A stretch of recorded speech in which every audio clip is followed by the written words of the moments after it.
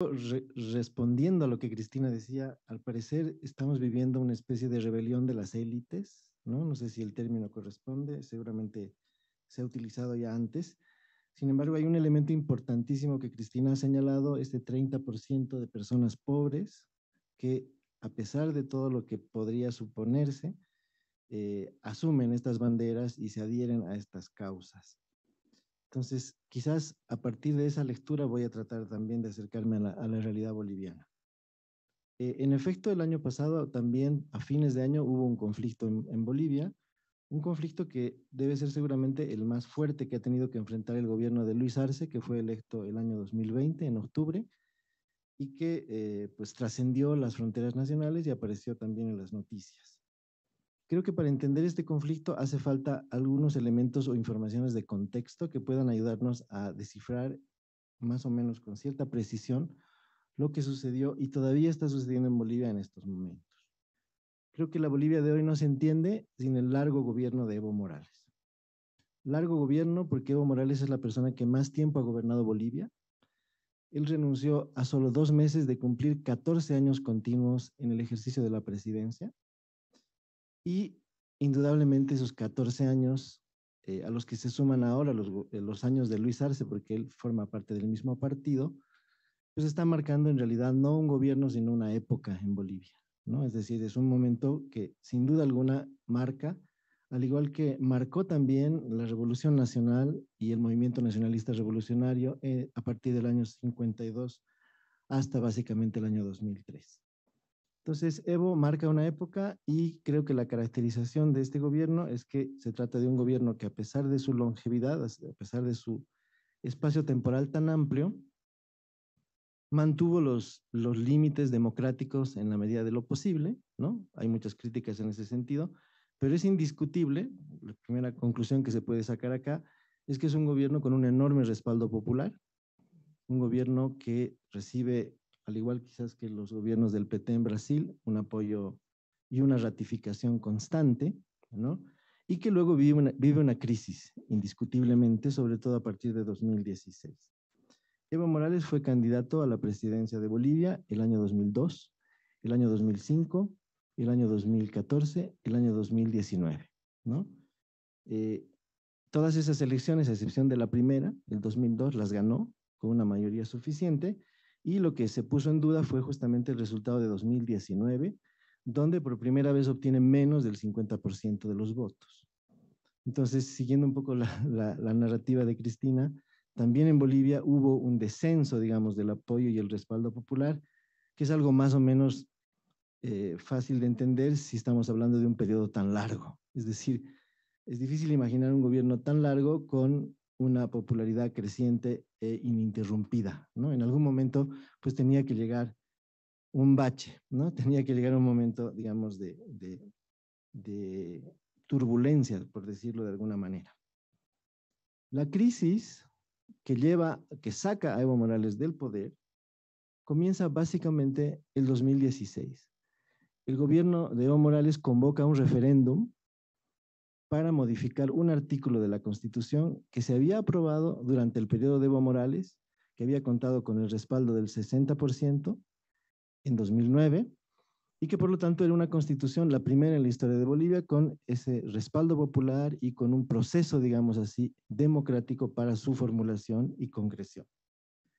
El referéndum del 21 de febrero de 2016 le pregunta al pueblo boliviano si está de acuerdo con modificar un artículo de la Constitución para permitir la reelección o repostulación de Evo Morales y de Álvaro García Linera en la siguiente elección.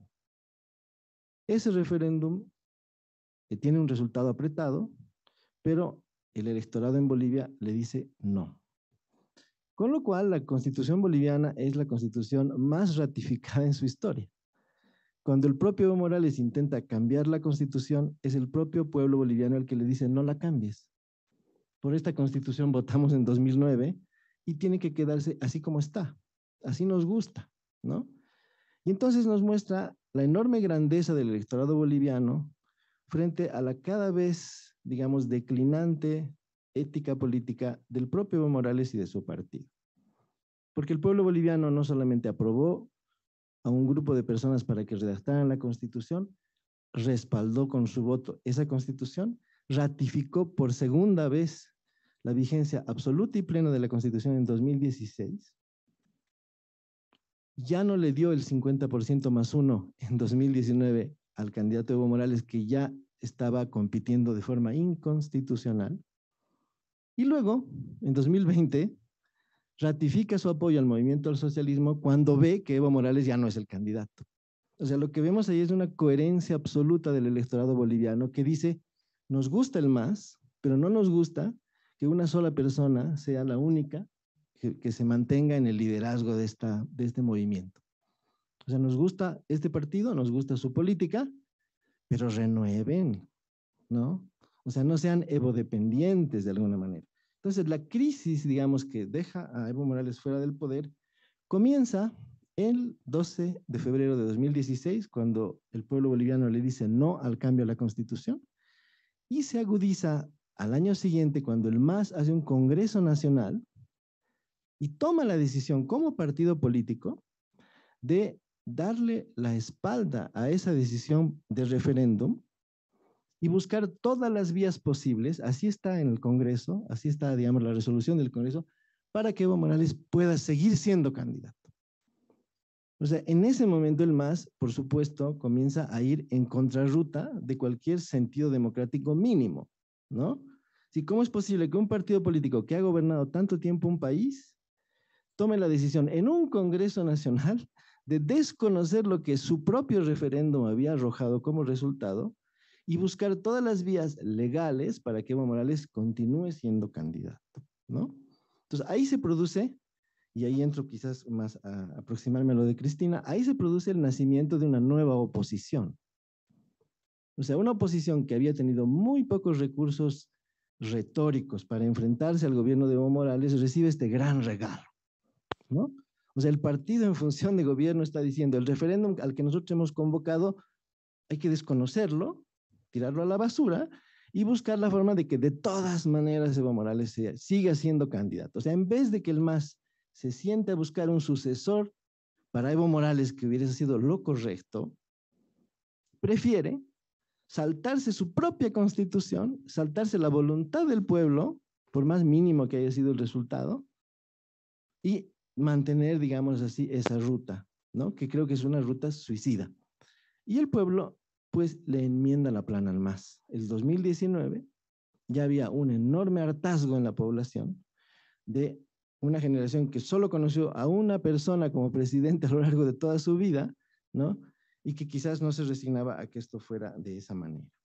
Entonces, bueno, ese es, digamos, un poco el antecedente específico de esta crisis. Luego la crisis se resuelve de forma ejemplar. Evo Morales renuncia, se viene para México, se forma un gobierno transitorio en condiciones muy adversas, pero a los 10 días de ese gobierno transitorio se toma un acuerdo nacional para convocar a nuevas elecciones, renovar el poder electoral, y esa es la agenda que finalmente se cumple, y en octubre del 2020 el MAS vuelve a ganar las elecciones, ¿no? Después de haber estado un año diciendo que hubo un golpe de Estado, ¿no? Pero bueno, los golpistas les regresan el poder a quien finalmente gana las elecciones. ¿Es o no una resolución ejemplar de una crisis? En condiciones muy complejas, con una enorme dosis de enfrentamiento y polarización que también se parecen a Brasil. Bien, en ese contexto, o sea, no quiero entrar en los detalles porque no es de eso a lo que hemos venido acá, en ese contexto se entiende bien lo que está sucediendo hoy en Bolivia. En Bolivia tenemos un gobierno masista del MAS, ¿no? Sin Evo. Entonces, Evo está fuera de la presidencia desde el 2020, bueno, desde el 2019, perdón, hasta ahora. Eso ha generado al interior del partido de gobierno un conflicto de unas dimensiones que nunca habíamos visto en Bolivia. Todos los días hay una declaración de Evo Morales criticando al gobierno actual. El gobierno actual pues, mantiene cierto silencio, cierta discreción, no sabe un poco cómo funcionar en ese contexto adverso, y en Bolivia hoy el jefe de la oposición es Evo Morales. ¿Qué está persiguiendo Evo Morales? Volver a ser candidato del 2025, ¿no? ¿Con qué objetivo o cuál es el propósito? Ya muy poca gente lo entiende. ¿no? Porque finalmente es su partido el que gobierna y es su mismo partido el que tuvo siempre la mayoría del Senado y la Cámara de Diputados, incluso durante el supuesto gobierno golpista, ¿no? No sé si ustedes lo sabían, pero el Congreso nunca dejó de funcionar. Las presidencias del Senado y diputados estaban en manos del MAS y teníamos a Yanine Áñez como presidente, ¿no? O sea, un golpe rarísimo. Bien. Entonces, a partir de esa situación específica es que se produce el conflicto del año pasado. Y ya con esto, digamos, podemos tener el rompecabezas relativamente completo. La oposición que pierde las elecciones el 2020 de manera realmente inesperada para muchos de los que consideraban que este era el momento de la alternancia, ¿no? Al fin, otro partido podía llegar al gobierno, prácticamente se desvanece, ¿no? Y lo único que queda en Bolivia como oposición es Evo Morales, por un lado, lo cual realmente es un poco divertido, ¿no? O sea, pensar que eso es así. Y del otro lado, una región que en Bolivia se llama Santa Cruz, ¿no? Entonces ahí Santa Cruz es, digamos, el departamento limítrofe con Brasil. Hay obviamente muchos intercambios con Brasil, mucha influencia brasileña en Santa Cruz. Santa Cruz es la región más rica. Se dice ahora que es la región demográficamente más expandida, o sea que tiene más población que el resto del país. Y es, sin duda alguna, digamos, el producto más elaborado, digamos, del desarrollo capitalista en Bolivia, ¿no? Es decir, allí donde no funciona el capitalismo, parece ser que en Santa Cruz se produce la gran excepción, ¿no? Y en parte el desarrollo cruceño tiene que ver un poco con el rebalse de la economía de la soya, que proviene de Brasil y de Paraguay, ¿no? O sea, Santa Cruz es la zona expansiva de eso que se llama la República de la Soya, ¿no? Que explota con el auge de los commodities, con el comercio, por ejemplo, de soya, en este caso con China y con India, y que de alguna manera pues genera este boom, ¿no? También en Bolivia, en esta zona en particular. Santa Cruz nunca fue del MAS. Es decir, Santa Cruz fue la región que durante estos 14, 15, 16 años siempre se resistió al MAS. Entonces, habría que ver cuáles son las razones para esto. El conflicto se produce porque Santa Cruz quiere que el censo se realice antes de las elecciones del 2025, para que el censo ratifique el primer lugar, la primacía de Santa Cruz en materia demográfica, en materia económica, en una serie de aspectos, digamos así, que pueden resultarle convenientes en la redistribución de escaños en el Congreso y en su presencia política específica dentro del país. Entonces, el conflicto de 30 días, donde Santa Cruz se paraliza durante todo un mes, y solo el Mundial de Fútbol y las negociaciones y finalmente un acuerdo sorpresivo en el Congreso permiten, digamos, finalizar este conflicto, generan, digamos, este gran impasse con el gobierno de Luis Arce, que se produce en medio de esta disputa interna del MAS, ¿no? ¿Cuáles son los resultados de este conflicto? Para no extendernos mucho. Primero, el jefe de la oposición en Bolivia, Morales, exige que el gobierno de Luis Arce derrote a Santa Cruz, que no responda a ninguna de sus demandas y que por lo tanto cancele toda posibilidad de diálogo. El gobierno de Luis Arce pues no sabe exactamente qué hacer, tiene la presión desde la izquierda, digamos entre comillas, de Evo Morales, y la presión propiamente de Santa Cruz, que está exigiendo un censo más rápido, más acelerado, más oportuno. ¿Cuál es el resultado de este conflicto? Un acuerdo parlamentario. Otra vez una forma ejemplar de resolver democráticamente un asunto que parece que no tuviera resolución, algo muy típico, digamos, en esas situaciones límite en Bolivia. Una parte de la bancada del MAS, que está más cercana al gobierno de Luis Arce, y la oposición producen una ley dando paso a las demandas de Santa Cruz, con lo cual el Congreso resuelve el problema, ¿no? O sea, el gobierno paralizado ante la situación de la presión de Evo Morales y de la presión de Santa Cruz, al final encuentra esta válvula de salida.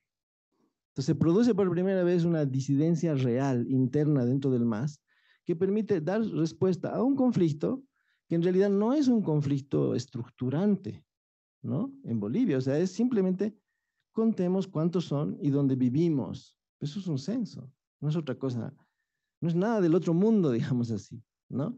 Pero esta es una victoria, digamos, importante de Santa Cruz, que logra en el año pasado, en cierto sentido, dividir, podríamos decir, al MAS, ¿no? Entonces hay un MAS mucho más dialogante, ¿no? Mucho más cercano, digamos, a la posibilidad de resolver algo, no del todo satisfactorio, pero al menos facilitar la llegada de la paz, y un MAS intransigente que quiere, digamos, aplastar todo tipo de oposición, ¿no? Que es la que viene de este conflicto y de este problema. Entonces, creo que de esa manera se puede entender lo que ha sucedido. Termina el año y el 28, perdón, antes de que termine el año, el 28 de diciembre, el gobierno de Luis Arce decide arrestar, detener al gobernador de Santa Cruz, llevárselo hasta La Paz y meterlo en la cárcel de máxima seguridad, ahí donde están los presos más peligrosos. Estamos hablando de una autoridad electa con el 56% de los votos en Santa Cruz, de uno de los líderes de la oposición, de la figura emblemática en estos momentos de la identidad cruceña antimacista, ¿no? Que es detenido y llevado a una cárcel acusado de haber participado en un golpe de Estado en 2019, cuando él no era autoridad en ningún caso, era solamente un dirigente cívico. Estamos hablando de un golpe en la gobernación de Santa Cruz. Eso es un golpe, o sea, es una autoridad electa a la cual la policía arresta y se lo lleva a la cárcel, lo pone 4 meses, como ha decidido el juez, en prisión preventiva para que no se fugue, ¿no? Y entonces eso ha construido en Santa Cruz otra vez este imaginario de que somos despreciados en este país. El poder político central no entiende lo que pensamos, lo que decimos, la forma en que razonamos. Y entonces a partir de ahí el conflicto ha vuelto a las calles, ¿no? Entonces, para cerrar, ¿es esta, la de Santa Cruz, una rebelión de las élites? Pues hay la tentación de creerlo, ¿no? En la medida en que Santa Cruz es una región rica, próspera, en la medida en que uno ve las marchas en Santa Cruz y es gente a lo mejor que podría estar también considerada dentro de la burguesía, ¿no? No parece haber actores populares muy visibles ahí, pero hay una unanimidad regional, ¿no? Alrededor de la identidad cruceña que es muy fuerte y que es muy poco comprendida en otros ámbitos, digamos, de la vida nacional, ¿no? En la identidad cruceña hay un componente religioso también, ¿no? Para dialogar un poco con Cristina. O sea, la región se llama Santa Cruz. El principal monumento es el Cristo Redentor, ¿no? Que abre los brazos y está en una plaza muy grande donde es ahí donde se reúnen los cabildos en Santa Cruz. Se suele rezar, ¿no? Se suele usar la Biblia como un recurso de aglutinamiento de la gente. Hay presencia también de grupos evangélicos, ¿no? Y hay una concepción de que Santa Cruz quizás es muy distinta al resto de Bolivia, ¿no? Por supuesto, ha habido ensayos durante mucho tiempo para considerar la posibilidad de que Santa Cruz se separe de Bolivia. Y también ha habido la idea o la formulación de que la nación cruceña, o la nación Camba, como se le dice, es una amalgama entre los colonizadores españoles y los indígenas guaraníes. Y que por lo tanto lo aymara y lo quechua no tendría incidencia real en la identidad cruceña. Una especie de nueva articulación donde también está el componente indígena. Eso también es interesante, ¿no? Entonces hay una especie de indigenismo camba, digamos así, oriental de la llanura, ¿no? Uno de sus ideólogos ha dicho que esta es la nación de la llanura, frente a la montaña, ¿no? Frente a la, digamos, construcción colonial alrededor de la minería, ¿no? Que fue lo que caracterizó al Alto Perú, y que aquí lo que tenemos es algo distinto, ¿no? Geográficamente, en el clima, en la concepción, en la forma de pensar, en la mentalidad, etcétera, etcétera, etcétera. Hay pie para pensar que la detención de Luis Fernando Camacho, gobernador de Santa Cruz, después de haber, en cierto sentido, doblado el brazo del gobierno en materia de censo, puede dar pie al surgimiento de un movimiento separatista, ¿no? En Bolivia. Pues yo creo que de cualquier forma ese arresto ayuda a que esto sea así, ¿no? Sin embargo, hay también dentro de la dirigencia cruceña la percepción de que sería un error, ¿no? Plantearse de muy separatistas.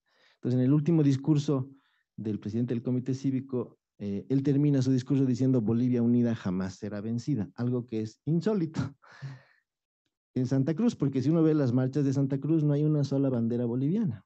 Ahora sí aparece, ¿no? Todas son banderas verde y blanco, ¿no? Esos, digamos, son los colores de Santa Cruz. Entonces, estamos ante una situación un poquito distinta. Yo no me atrevo a decir, ese es un movimiento fascista, separatista, como suele decirse muchas veces, ¿no?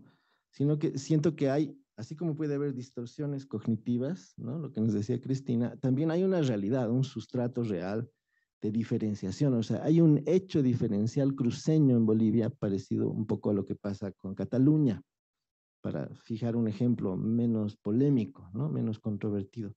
Entonces, bueno, la situación es compleja, ¿no? Porque, repito, hay muchos matices. O sea, está la división interna del MAS, está la ausencia de otra oposición que no sea la cruceña, está esta situación específica en lo geográfico. Hay varios historiadores en Bolivia que dicen la historia de Bolivia es la historia de las regiones, ¿no? Porque a diferencia del Perú, por ejemplo, en Bolivia no hay un centro predominante, no hay una Lima. O sea, Bolivia está muy distribuida en tercios, ¿no? O sea, el 70% de la población vive entre La Paz, Cochabamba y Santa Cruz, un tercio en Santa Cruz, un tercio en Cochabamba y otro tercio en La Paz. Entonces, es difícil. Y luego, también hay en Bolivia un clivaje entre el campo y la ciudad.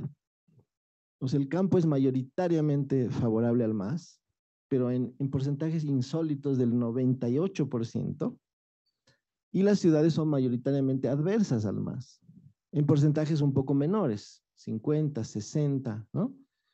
Con decirles que en la última elección subnacional, el MAS no ganó una sola alcaldía en ninguna ciudad del país, ni siquiera en el Alto, ¿no? O sea, lo que es el MAS es un partido campesino muy consolidado, con una identidad indígena muy fuerte, ¿no? Que le ha dado la posibilidad de construir un gobierno estable durante tanto tiempo, pero que también tiene ese talón de Aquiles, ¿no? Que es justamente su ausencia en los ámbitos urbanos.